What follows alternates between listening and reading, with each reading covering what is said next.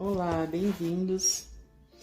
Hoje nós vamos refletir sobre os relacionamentos familiares e eu já inicio a reflexão com a questão 775 de O Livro dos Espíritos, onde Kardec pergunta aos espíritos qual seria para a sociedade o resultado do relaxamento dos laços de família?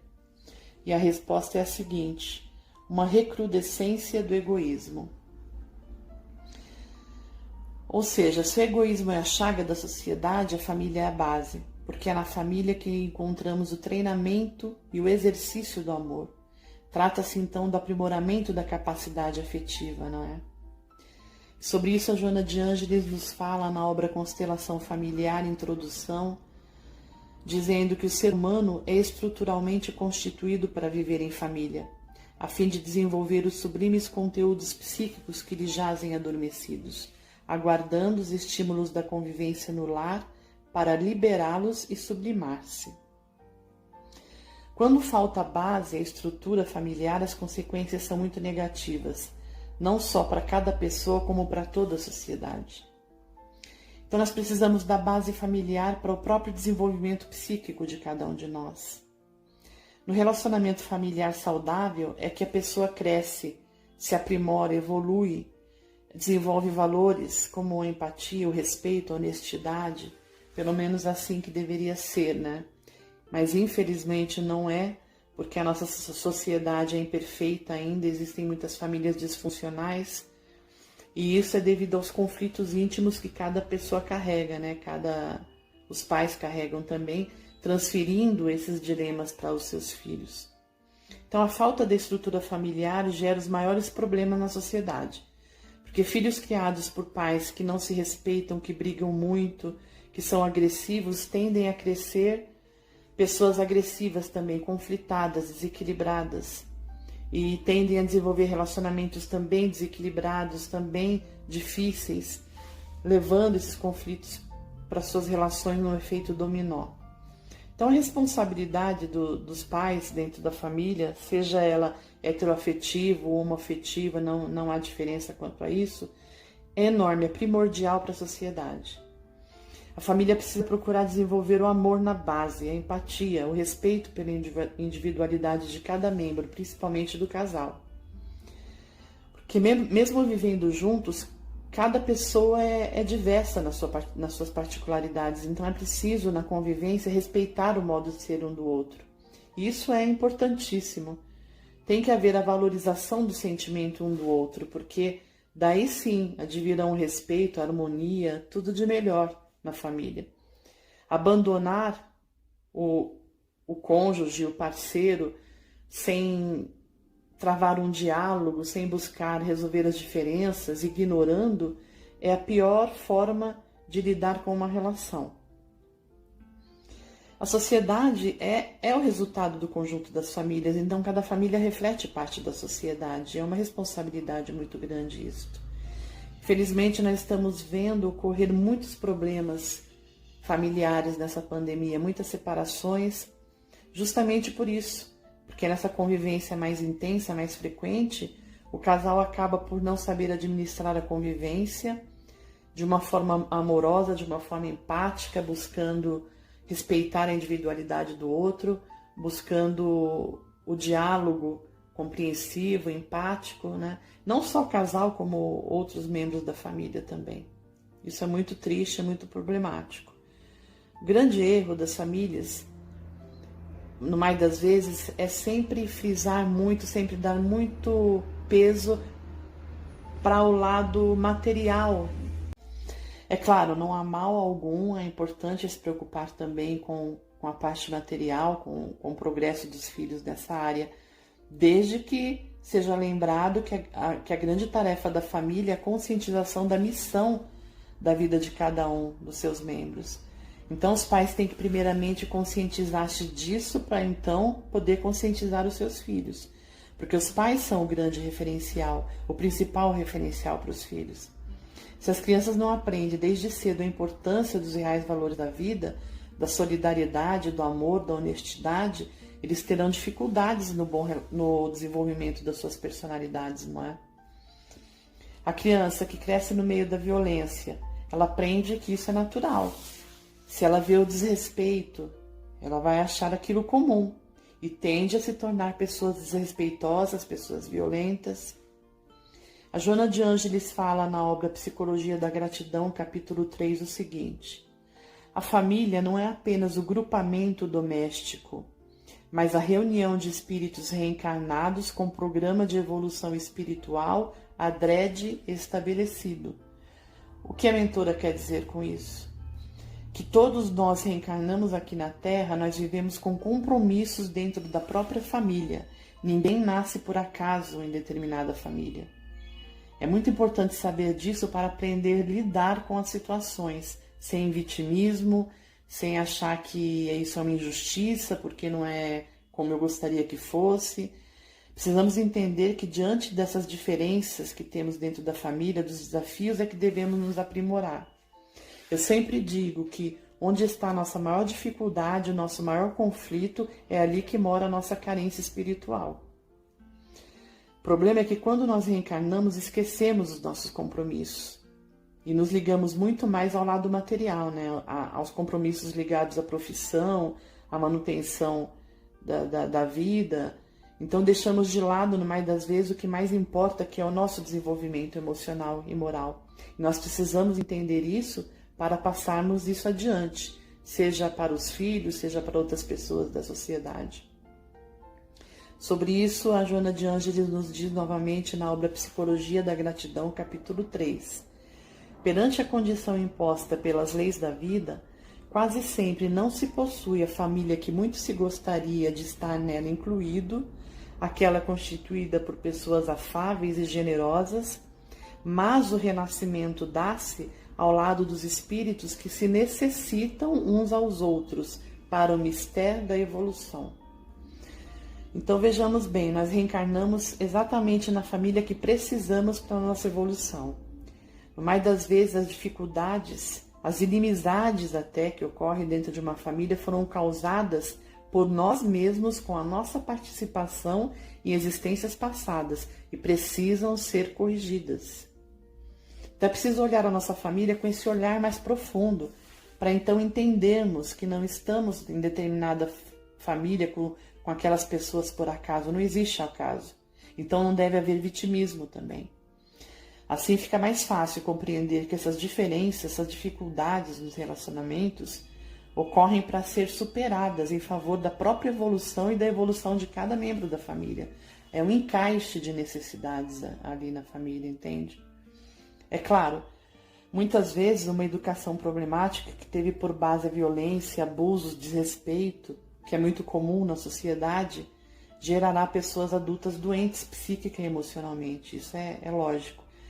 E pessoas que necessitarão de tratamentos, de terapias, muitas vezes de longo curso para tentar sanar esses desequilíbrios.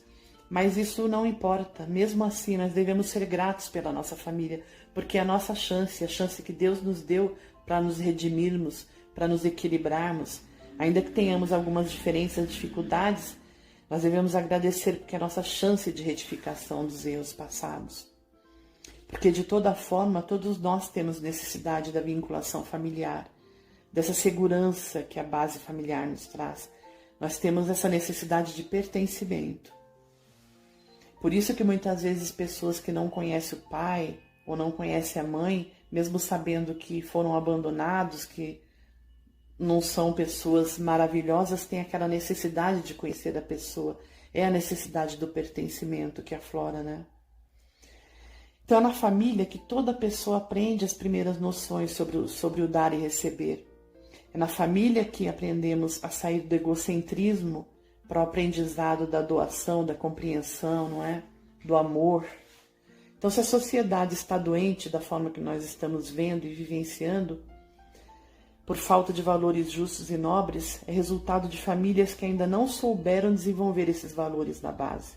Isso é matemático. Então, o conflito na fase adulta, no mais das vezes, é resultado de uma educação ruim, é claro. Porque Deus deu aos pais a responsabilidade sobre os seus filhos, e isso é para que eles cumpram a sua missão, que é de transformá-los em pessoas melhores, de bem, saudáveis, psíquica e emocionalmente. Então a Joana de Ângeles vem nos falando em O Despertar do Espírito, capítulo 7. A família é o laboratório de vivências das mais expressivas de que necessita o ser humano no seu processo de evolução. Porquanto, no mesmo clã, os indivíduos são conhecidos, não podendo disfarçar os valores que os tipificam. Olha que interessante isso. Porque ninguém consegue manter a máscara o tempo todo dentro do lar como o faz em sociedade, não é? Com estranhos da sociedade é muito mais fácil fazer isso. Mas dentro do lar, não. E isso é muito importante, isso não é por acaso. Porque isso é para o conhecimento da própria sombra, dos próprios conflitos, dos próprios complexos que estão escondidos lá no inconsciente. Uma vez que somos seres em construção. Pode parecer estranho isso, mas é no choque entre as pessoas, no relacionamento, que acontecem os conflitos, que surge a oportunidade para que cada pessoa consiga superar os seus defeitos morais e se melhorarem. Então é na família que se inicia o processo de construção da personalidade. Por isso mesmo que os pais devem observar as más tendências dos filhos desde cedo, para iniciar na educação o combate desde cedo. Porque os pais vão influenciar os filhos pelos próprios exemplos, muito mais do que pela fala, pelas broncas, né, que se costumam dar aos filhos. Se os pais não cuidam de ter equilíbrio emocional, de terem moral, jamais eles vão conseguir educar bem os seus filhos. A neurose dos pais, ela é projetada para os seus filhos, sem sombra de dúvida. E o Carl Jung fala sobre isso na obra O Desenvolvimento da Personalidade, página 38. É importante sabermos. A responsabilidade dos pais se estende até onde eles têm o poder de ordenar a própria vida, de tal maneira que ela não represente nenhum dano para os filhos. Por isso, deverão os pais estar sempre conscientes de que eles próprios, em determinados casos, constituem a fonte primária e principal para as neuroses de seus filhos. Não? Filhos criados em ambiente conflituoso e violento, nós já falamos, serão adultos conflituados e violentos, muito provavelmente, com raras exceções de pessoas que já vêm prontas, de vida passada. Isso ocorre sim, mas não é via de regra. No caso da separação, por exemplo, do casal, os filhos não deveriam ter que sofrer por isso, porque os filhos não sofrem pela separação em si, eles sofrem pela atitude infantil emocionalmente dos pais, de pelo rancor, pela raiva um do outro, pelo ressentimento, tentar colocar o filho contra o outro, contra o ex-cônjuge. E esse é o lado negativo, porque a imagem do pai e da mãe vão acompanhar o filho para o resto da vida. E é essencial para o desenvolvimento emocional positivo dos filhos. Então, jamais o egoísmo, a vingança, o ressentimento pode estar acima do amor, não é? Na realidade, o maior problema da sociedade, o maior problema da vida humana é a falta de amor e a falta de fé. Essa é a grande verdade. O casal deve sempre cuidar para que o amor entre si permaneça, principalmente a amizade. Nunca deve substituir o amor de um pelo outro pelo amor dos filhos, porque isso torna a família disfuncional. E isso ocorre muito, né? Costuma-se, após ter filhos, começar a direcionar todo o afeto, toda a atenção somente para os filhos. Isso é um erro muito grande. Porque filhos criados por pais que se amam têm muito mais chance de ser saudáveis emocionalmente e de ser felizes também. O bom relacionamento entre o pai e a mãe irão influenciar os filhos em toda a sua jornada de vida. Sobre isso, a Joana de Ângeles nos fala também na obra Constelação Familiar, novamente, dizendo: as experiências que se vão acumulando nos relacionamentos domésticos serão mais tarde automaticamente transferidas para a convivência fora do lar, quando as lutas serão mais severas. É claro, então é importante que analisemos o tipo de convivência que nós estamos tendo dentro da casa, dentro do lar. Nós estamos trabalhando relacionamentos voltados para o bem comum, para o engrandecimento de todos os membros da família? Estamos trabalhando pelo respeito da individualidade do parceiro, da parceira, dos filhos, para o ideal de evolução e crescimento emocional e espiritual de todos os membros da família? Estamos fazendo isso? Estamos utilizando o diálogo para a resolução dos problemas, das diferenças? Estamos sendo humildes abrindo mão de algumas coisas também em favor do outro? Estamos procurando trabalhar os próprios conflitos, reconhecendo esses conflitos, evitando assim jogar os nossos problemas, nossas pendências, nosso lixo para algum membro de nossa família apenas por eles estarem mais próximos e mais suscetíveis aos nossos recalques, às nossas mazelas? Estamos fazendo isso? É justo fazer isso? Então, cabe aos pais analisarem se estão preparando seus filhos para o mundo, se estão se preparando para agir adequadamente em relação a isso, sabendo que devem gerar e criar filhos não é para si, mas para serem pessoas do mundo, pessoas de bem, pessoas felizes, pessoas realizadas. Então é preciso se desapegar do complexo de ninho vazio na ocasião da partida dos filhos para viverem suas próprias vidas. É muito comum, porque os pais deixam até de cuidar da própria relação de casal para direcionarem tudo para os filhos, para que esses filhos supram as suas carências afetivas. Isso não é amor. Jogando o seu recalque, as suas coisas não realizadas, seus sonhos não realizados, querendo se realizar nos filhos, na verdade. Não é isso que acontece muito? Por apego, por carência afetiva, por orgulho, né? No desejo de que esse ser faça aquilo que lhe apraz, não é? O amor não é isso, o amor consiste em desejar o progresso, a felicidade do outro. E o filho é uma individualidade, é um espírito, é um ser humano como qualquer outro. No papel nesta vida de filho, não é isso? Por isso que o casal deve sempre cuidar de manter um bom relacionamento, porque no momento da partida dos filhos, os cônjuges têm meios para sustentar a relação de maneira completa, saudável, seguindo suas vidas, né? O orgulho de família faz com que os pais se dediquem erroneamente, exclusivamente aos filhos, sem se preocupar nem um com o outro, quanto mais com outros seres humanos, com seus semelhantes, que ficam sempre de lado, sempre em segundo plano ou 10º plano de vidas, né? Então, nossa missão na Terra não é de construir coisas materiais para deixar herança para filhos. Nossa missão é alcançar a plenitude através do amor a todas as criaturas, da construção de uma sociedade baseada em valores nobres, reais, verdadeiros, eternos. Nós estamos no mundo para ampliar a capacidade amorosa e afetiva, para além da família consanguínea. A exemplo disso, eu trouxe uma passagem evangélica em que os parentes de Jesus chegaram para se apoderar dele. Então ele respondeu: quem é minha mãe e quem são meus irmãos? Jesus, nessa passagem, não quis jamais demonstrar indiferença à sua mãe e seus irmãos, não é isso. E a conduta de Jesus na vida provou bem ao contrário disso. Mas ele aproveitava sempre as situações para dar lições, não é? E mais uma vez ele quis ensinar sobre a família consanguínea e a família espiritual, dizendo para todos que estavam ao seu redor: eis minha mãe e meus irmãos, porque quem faz a vontade de Deus, este é meu irmão, minha irmã e minha mãe. Porque os irmãos de Jesus não partilhavam das suas ideias, eles não tinham absorvido os ensinamentos de Jesus. E São João diz sobre isso, que os irmãos de Jesus não acreditavam nele.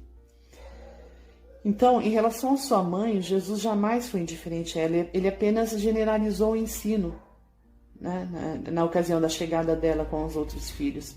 Então ele aproveitou a oportunidade de ensinar, Jesus aproveitou a chegada de sua família consanguínea para ensinar a diferença entre parentesco corporal e parentesco espiritual. E diz ainda no Evangelho, segundo o Espiritismo, que os laços de sangue não estabelecem necessariamente os laços entre os espíritos, em dizendo que o corpo procede do corpo, mas o espírito não procede do espírito. Alguns espíritos encarnados na mesma família podem ser simpáticos entre si, unidos por relacionamentos anteriores, mas ocorre com frequência de pessoas terem parentesco consanguíneo e não terem qualquer laço espiritual, serem estranhos uns aos outros, ou ainda divididos por antipatias de vidas passadas. E nós vemos muito isso.